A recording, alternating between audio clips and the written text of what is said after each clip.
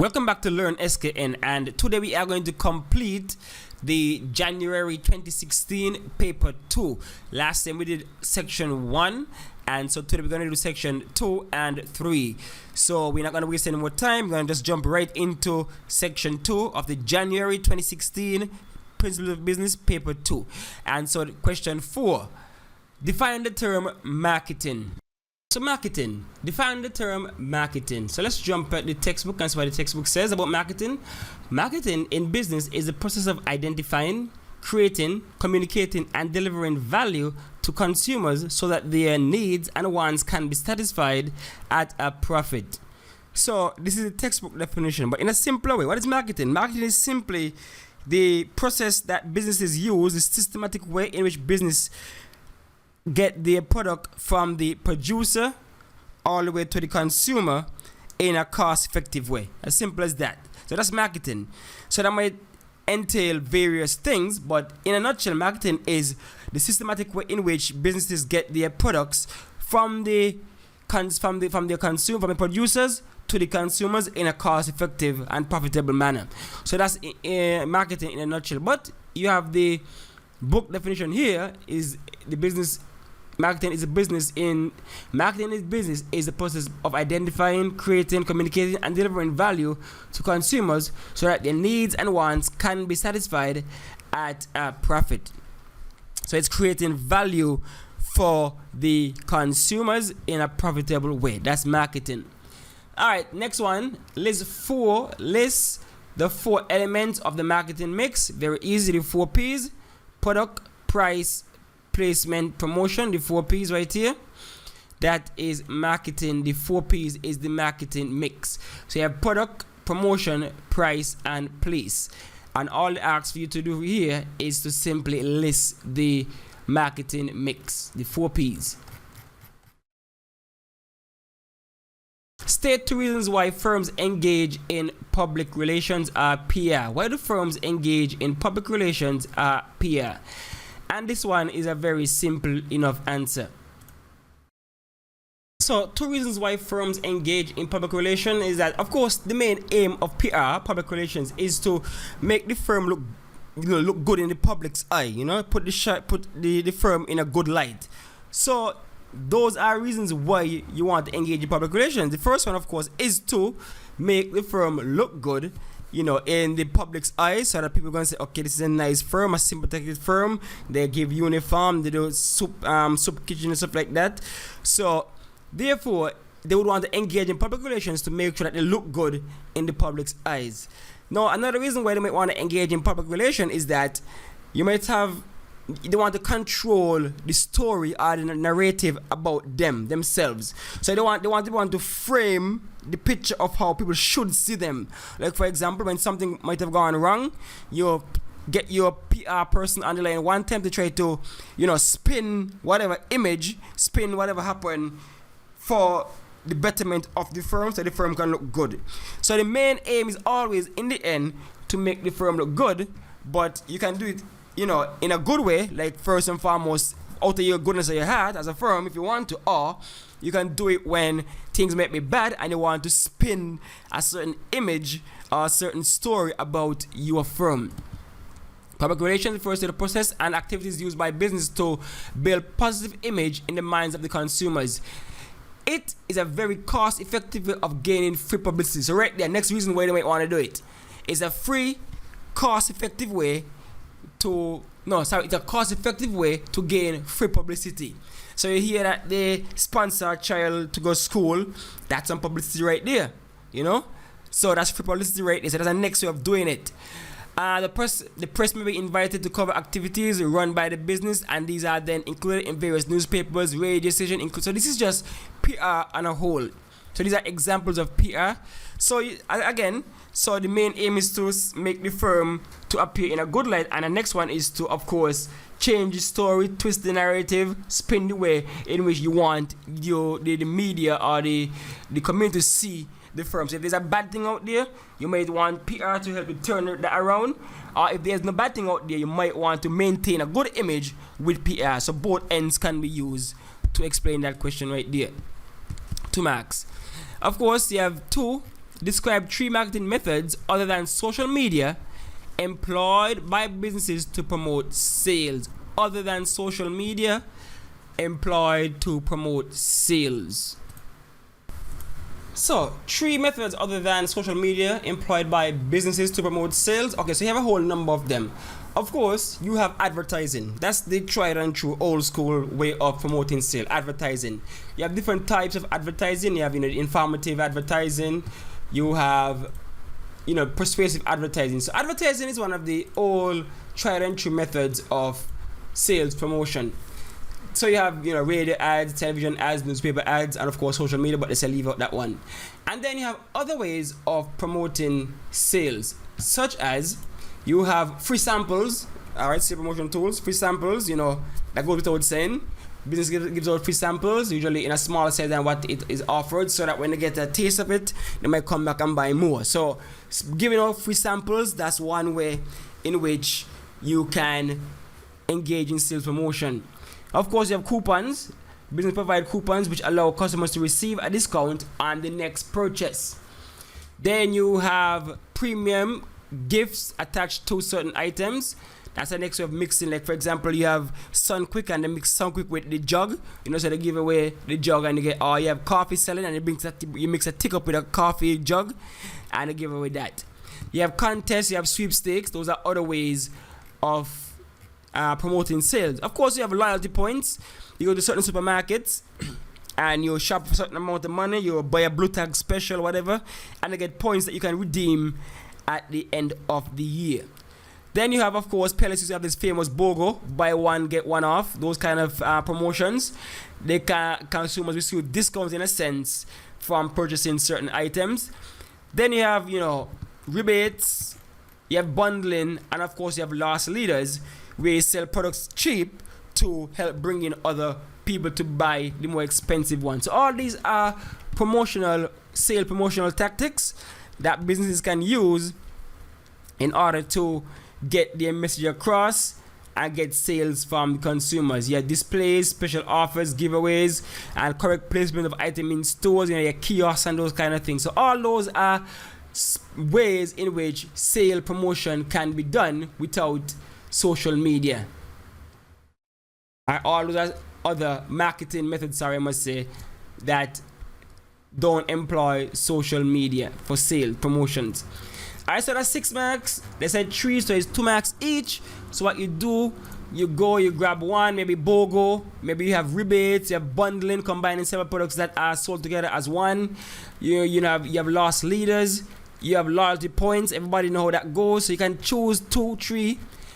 Free samples, coupons, to choose a few, and you go to town explaining exactly what they are, and that should answer that question as it relates to marketing and sales promotions. Alright, so that's number 4. Now number 4 part C. Explain 2 ways in which business can use social media to promote sales. Explain 2 ways in which business can use social media to promote sales. Now this one, most of us young enough, millennials, Gen Zs, so we know how social media go. So we know how Kylie Jenner and the Kardashians utilize social media. So that's one way of doing it, where they can use influencers. So business can use influencers to help and promote sales. So just like Kylie Jenner, the Kardashians, those things, you can use influencers to try and promote your sales of your products. So that's one way right there. A next way in which they can use social media is, things like YouTube, Twitter, Facebook. They are globally accessible. So all you simply have to do is put an ad out there, and you can pay Facebook, YouTube to promote those ads to reach more eyes. So they can actually pay social media companies to promote their ads. And something you're watching YouTube, just like this channel right there, when you start to see an ad. So that's one way to promote sales, by ad revenue, promoting ads on social media platforms. You can simply use the hashtag, send information out there. People know what your product is about. So that's the next one. So 2, you can have targeted ads where you pay the companies like Facebook and Google to target your demographic. So that's 1. 2, you can use influencers to promote your products. And of course, 3, you can also use social media as a way to directly interact with your customers. You don't have to wait for them to send a letter or comment. You can directly interact with them, set up polls, ask them questions, get the response. This is Instagram full of pictures of stuff. If you're a restaurant, you put up a picture of a nice meal on Instagram, send out that, ask people for their feedback, that kind of stuff. So there are many ways you can think of that businesses can use social media to promote sales. So it's a very easy question for you to answer, because you actually live social media every day. So you see how firms actually try to tag you as a customer to promote their sales. So this is a very easy one you can really respond to without even having to read any textbook. So that's it for number 4. Number 5 now.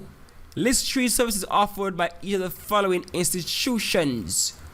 So let's go to business finance now. So commercial bank services. There are a slew of services offered by commercial banks, as you can see here. Commercial banks, list 3. So all I have to do is list them for the max. So very simple, you list. So we have checking accounts, saving accounts, fixed deposits. They can offer payments through various means, such as offer debit cards, credit cards, checks, bank draft. You can transfer money, wire transfer.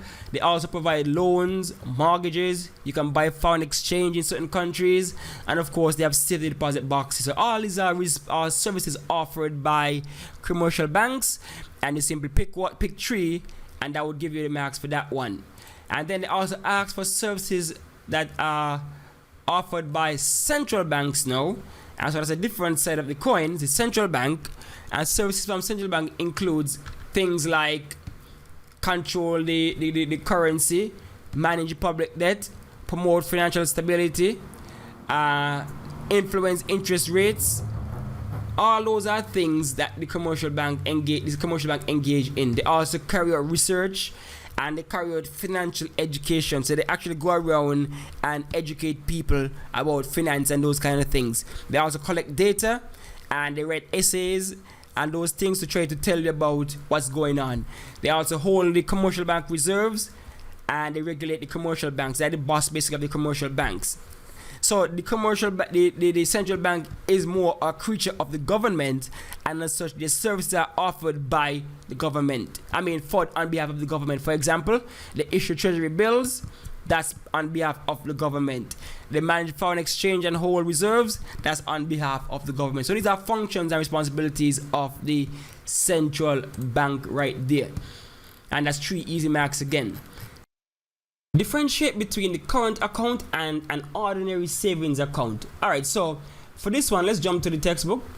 So we have them right here. So the current account or the checking account, these are accounts that are used by account holders to make and receive payments. Most people will have their weekly or monthly wages or salaries paid directly into their current account. Businesses also use checking accounts or current accounts to receive payments from customers and make payments to their employees and suppliers. That's the current account. But the savings account now, on the other hand, savings account provide a safe place to save for long periods. They are not, again, this is what makes it different. This is what differentiates them. They are not used to make and receive payments. Savings accounts are not used to make and receive payments, whereas the current account or the checking account can be used to make and receive payments. So that's the two difference right there.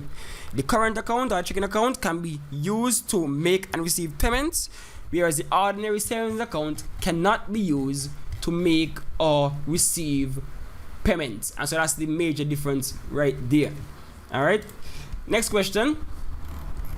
Outline 2 ways in which technology has influenced banking and commerce. My goodness. And again, we're living in the technological age, and as such, this question is going to be very easy for you to answer. I don't even think I must answer this one, Outline 2 ways in which technology can be influenced banking and commercial and commerce.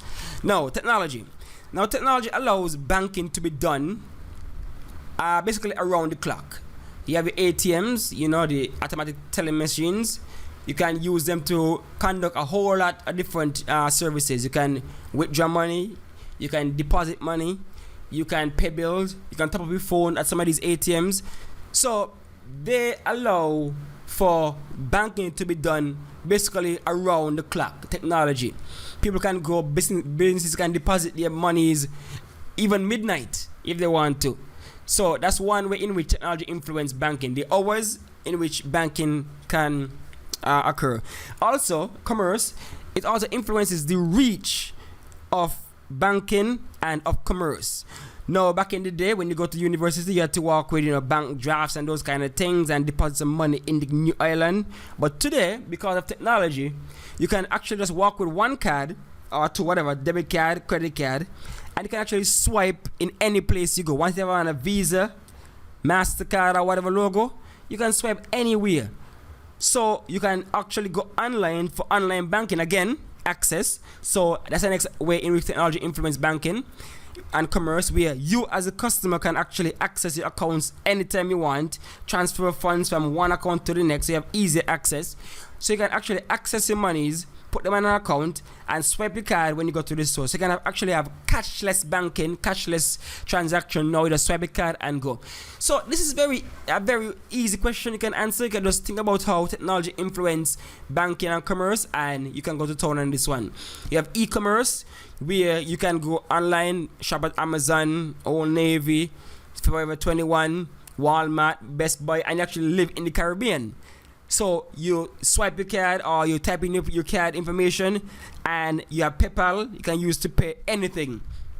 So access is more, you have more access, you have a wider reach in terms of commerce and banking, and a whole lot of other ways that technology has influenced banking. Of course, there is also the negative side, where because of technology you can easily be hacked. You have a lot of credit card fraud, debit card fraud, people losing money just like that off their cards without even knowing. So that's the bad side of it, but you also have the good side of it. Alright, so that should answer that question. Alright, then we have explain two ways in which the central bank regulates the activity of commercial banks. Two ways in which the central bank regulates the activities of commercial banks. Now, one way, let me see how much marks that is. 6 marks. 6 marks. So this is going to be one that you have to really understand. So one way we see here is that the central bank is the bank that actually issues banking licenses. No one can operate commercial banks without first acquiring a license from the central bank. Examples of central banks include Bank of Jamaica and the Eastern Caribbean Central Bank. The ECB is a bank of the Eastern Caribbean dollar and represents a group of 8 islands. So right there you see that the one way in which you regulate the commercial banks is that the issuing of license. You can operate as a commercial bank if you are not given the license to do so, and that license can only come from the central banks. So central banks are different from commercial banks. Commercial banks, okay, good. So our next big one is changing the minimum reserve requirements. Now this can really impact how the commercial bank operates. So let's look at how it works.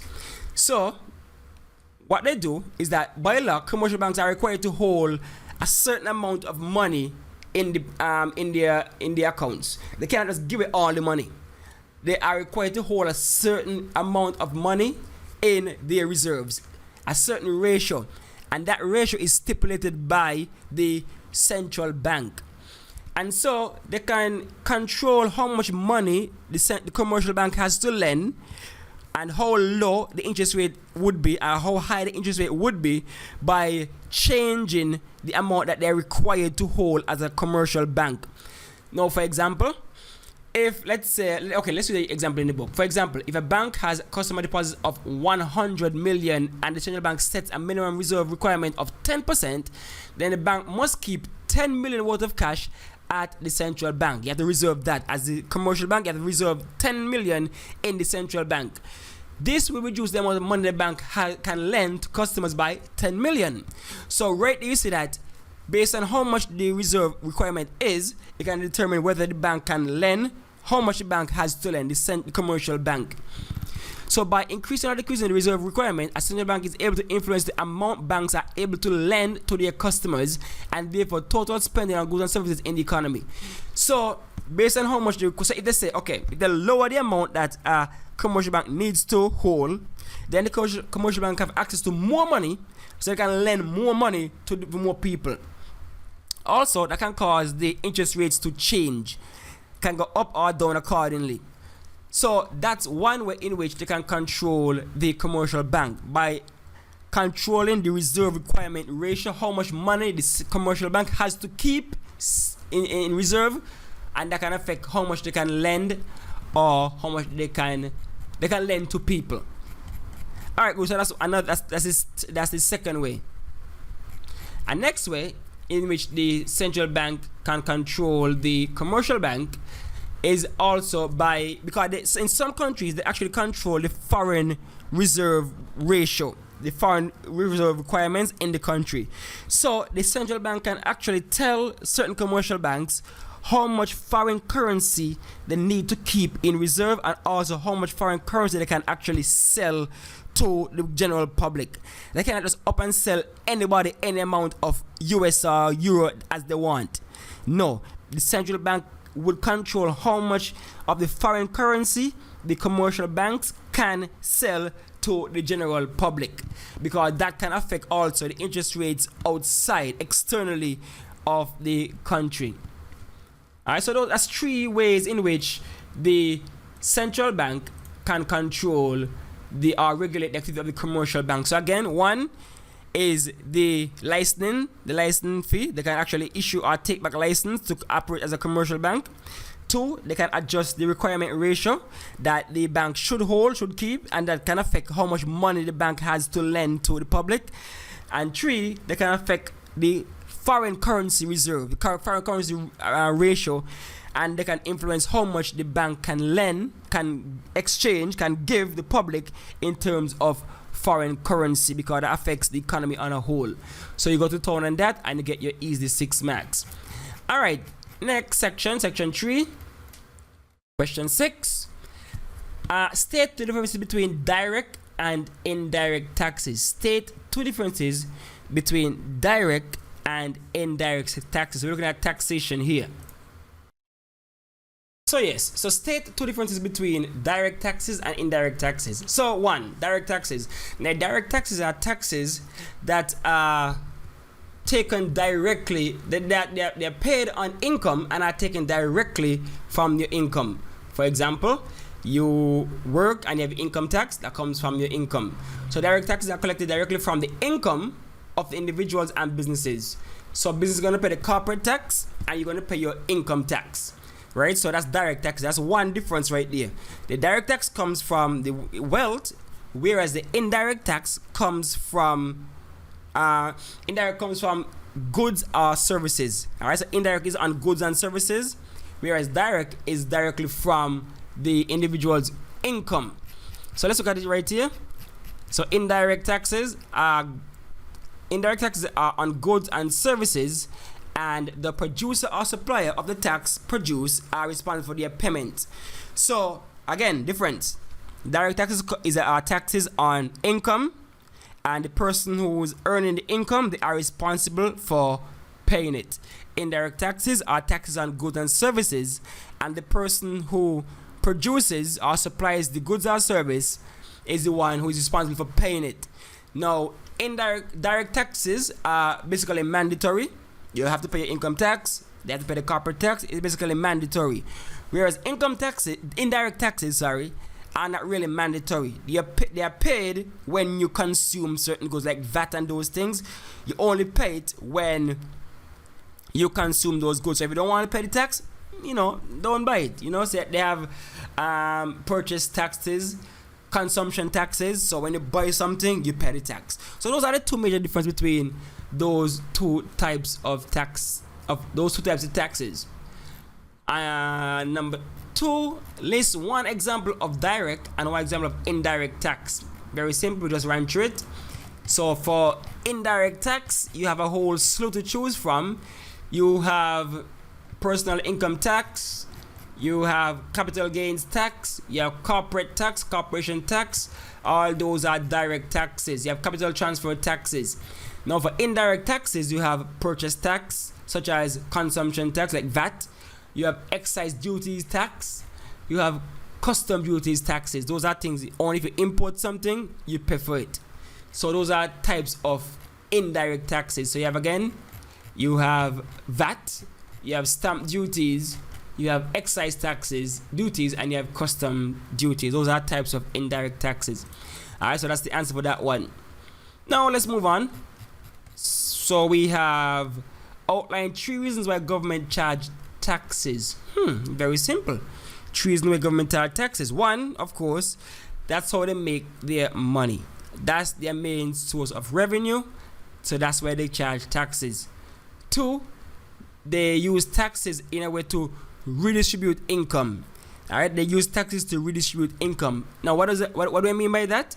Like, for example, you might charge a tax on the rich so that you can subsidize something for the poor. So that's the next. So 1 is to earn revenue, government. 2 is to redistribute income, and the next one is to basically control spending on certain items. For example, tobacco, alcohol, those things can be detrimental to your health. And so to deter people from buying tobacco, buying alcohol, government would charge a high tax on those things to try to, curb certain behaviors, curb certain spendings. So those are 3 reasons why government want to charge taxes. Again, 1, because that's the way they earn revenue, to earn revenue. 2, to redistribute income, take from the rich and give to the poor, not directly, like they use taxes to do things like welfare, school meals program, those kind of things, because they take the money from the rich or the taxpayers and they can help out the poor and the needy in terms of self welfare nets and social nets and those things. And the last one, of course, the third one, is to control spending habits of certain individuals. For example, you don't want people to consume alcohol or sodas or tobacco products, then you put a tax on it, and therefore they would reduce their consumption. They should reduce their consumption. Also, they can also use taxes to try to help local industries. So that's a 4th one, to help local industries, so that people don't want to import. You put on a tariff on stuff they import. There's a tax on importation of goods, so that people can focus more on purchasing local products. So that's 4 reasons why the government might charge taxes in an economy. So homework marks are 6 marks right there. So you go to town on those things and you get your 6 marks easily. Identify 2 sources of government revenue other than taxes. So 2 sources of government revenue other than taxes. Now, 1 would be, of course, government tend to, invest in businesses. So government would have businesses. They own businesses. We call nationalized businesses. So government would run certain utilities and certain things, and they earn revenue like that. And of course, other ways is things like fines. You have tolls also. Tolls. You build a new bridge, you have a toll, you have to pay for that. You also have fines, that if you drive badly or something like that, you get to pay a fine. That's another way in which tickets, for sure, they give you tickets and fines, and that's other ways in which they can earn revenue. So 1, they actually run nationalized businesses like utilities. 2, they charge fines and ticket you for certain things. And the other one is that the government would, do certain services that they offer, you have to pay for them.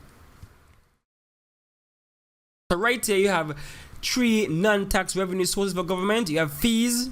You go to the passport office, you go to the post office, you have to pay fees.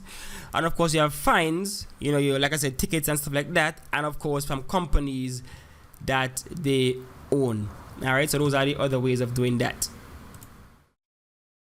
Explain why the higher income earner pays more than the lower income earner under each of the following forms of taxation. So forms of taxation. So here we have 2 types. You have the the progressive and the proportional tax system. Now, proportional means everyone pays the same percentage of income, and progressive means wealthy pay greater percentage of their income. So how do we break that down then? So here we're saying here now, under the proportional tax system, this may be fixed. This may be a fixed percentage. So for example, let's say the government is charging 50% tax rate on your income. 50% tax rate on your income, regardless of your income, 50%. So that would mean that people with a lower income would have a smaller dollar value as it relates to 50%. For example, if you're making $100, 50% for you would be $50. So you pay $50 in taxes. But if you're making $500, the same 50% for you would be $250. So dollar value, you're paying more money in taxes as your income is larger, because your 50% is larger than a smaller person's income's 50%. But all of it is still 50%, and so it is a proportional tax. When you look at a progressive tax system now, a progressive tax system means that the tax you pay rises as your total income rises. So someone with a higher income pays a higher proportion of their tax, of their income in taxes. The example I give here, in the UK, there is a basic rate of tax of 20% of income. So whether your base is 20% of your income, but as you earn more money, you're going to go in a different income bracket. So as you earn more money, your income bracket would increase. So you go up to 40 and then up to 45 in case of the United States, UK. So that's why the progressive tax system, that's why the burden falls on the richer. As you get richer, you move in a higher and higher income bracket. Proportional, all of us pay the same, but the higher the amount I earn, that means I'm paying more as it relates to a dollar value for your taxes. So that's the answer for that one. Explain why higher income earners pay more than the lower income earner under each of the following taxation. Proportional, like I said, if everybody pay 50% of the tax, my 50% might be higher than your 50%, but it's 50% all the way. Progressive, as you get richer and richer, get more money, you might go in a higher income bracket, and as such, you're going to pay more in income taxes. So number 7 now, define the term international trade. What is international trade? International trade involves the exchange of goods and services and money across national borders. International trade involves the exchange of goods, services, and money across national borders. As simple as that. We're talking about imports and exports, so it's across national borders. It's trading across national borders. International trade in a nutshell. Outline 3 reasons why countries trade with each other. So why do we trade with each other? Okay, one would be, of course, resources, because all countries do not produce 100% of everything in the world. Alright, so for example, in the Caribbean, a lot of the food that we consume cannot really grow in our climate. Certain fruits and vegetables cannot grow in our climate, so therefore we have to trade because our resources just are not there. We do not have any oil in certain parts of the Caribbean, so we have to trade for that because we need those things. So the lack of resources means, of certain resources means that we have to engage in trade. So another reason, apart from the fact that we just do not have certain resources, we also might not have the quality and quantity of certain goods and or services. For example, we might have to import certain clothing items because the local industry just cannot produce at a certain level, a certain quality.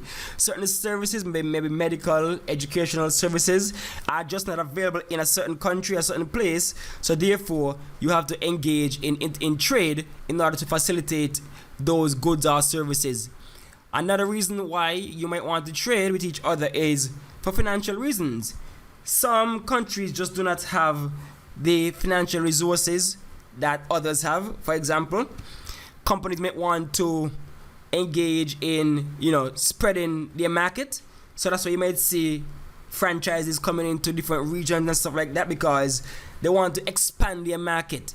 They want to grow their business, they want to grow their enterprise, so therefore they would engage in trading in order to grow their enterprise. Also, you might want to invest elsewhere other than maybe your country, like for example the Caribbean might not have a decent enough stock market or something like that, but you want to invest in Apple or Amazon or Google or Facebook, those kind of companies, the big market cap companies, you want to invest in that, so you might have to engage in trading in that way across borders in order to be able to invest in certain companies.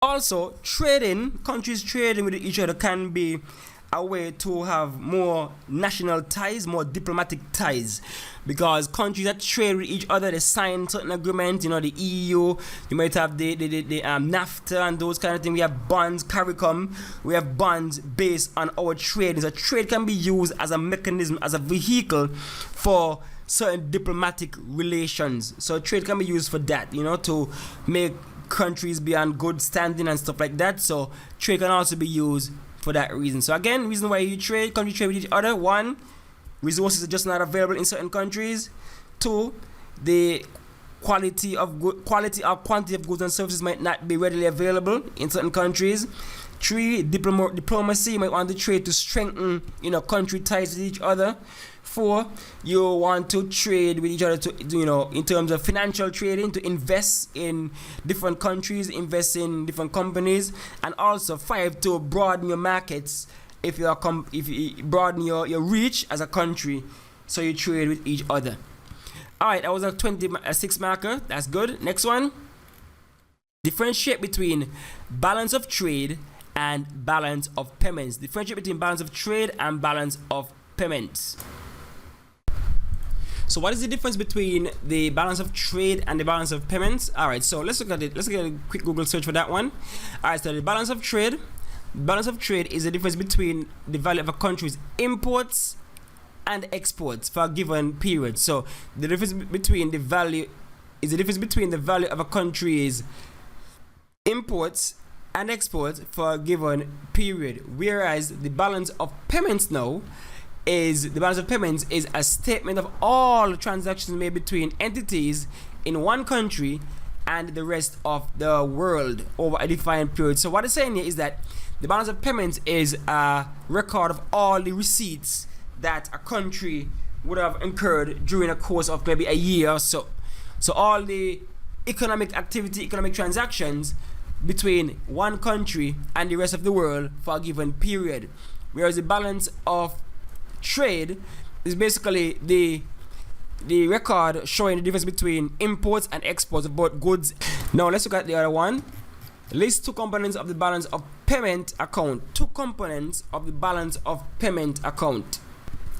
Two components of the balance of payments would be the capital account and the current account. So the capital account and the current account, those are two components of the balance of payment account. The capital account and the current account. Next one. Alright, this is the last one for this paper. Explain two ways in which governments can address a balance of payment deficit. Two ways in which the government can address a balance of payment deficit. So one way in which the government can address the balance of payment deficit is by, well, basically trying to control the exporting, control import and export. How do I say this? What do I mean by that? Now, if you're importing more than you're exporting, of course you're gonna have a deficit. So what you can do, the government can implement things like quotas, tariffs, or outright embargo on trading. What does that mean? For a quota, government can say, okay, you can only import 10,000 of this item, and then that's it for the year. A tariff is basically a tax on importing goods, so they might kill it because some duties and stuff like that, so it becomes more expensive for you to import something, so you might actually use a local product. And of course, an embargo is to shut down trade, period. So that's one way. To control trade, you need to control the import of the goods. And next way, of course, is to borrow, because government tend to borrow from places like the IMF or the World Bank when they have deficits in their balance of payments. So you can borrow either internally from local domestic banks or whatever, or externally you can borrow from places like the IMF or the World Bank. So that's two. So you can control your import and export, and to control the export, well, not control export per se, but they can stimulate exporting in the economy. So they can do things. They can, invest in human resource, invest in certain resources to help stimulate an export market, so that they can earn more foreign exchange. So you can stimulate export. You can limit imports with quotas and embargoes and tariffs, and you can also borrow from various lending institutions out there.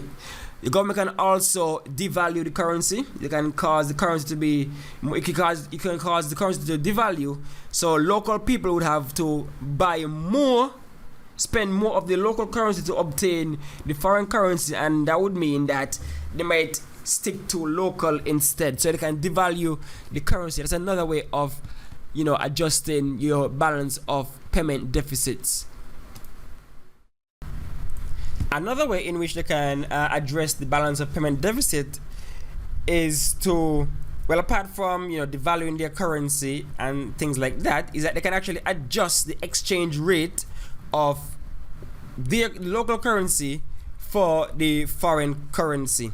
That's the next way of doing it. So again, there's a whole lot there that you can use. So you can take any two and you can explain them in a better way and obtain the marks. And next one I can add to that is the encouragement of foreign direct investment. You can encourage overseas people to come and invest in the country, so that they can spur the economy, so they can improve demand and stuff like that. So let me run through them again, so you can explain them. So one way is that they can borrow from IMF or whoever. They can implement certain import restrictions such as tariffs, quotas, embargoes. They can improve or stimulate exporting activities, by investing in the human resource, investing in certain projects within the domestic economy and stuff like that. Next one, they can devalue the currency, and that would in turn cause people to stay more local, buy more local instead of importing. And also they can encourage foreign direct investment. So you can take any two and expound on them, and that would give it to you. Alright, so we have come to the end of the January 2016 paper 1 for Principles of Business. January 2016 paper 2.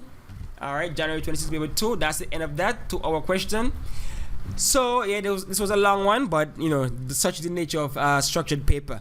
Alright, so you know what to do.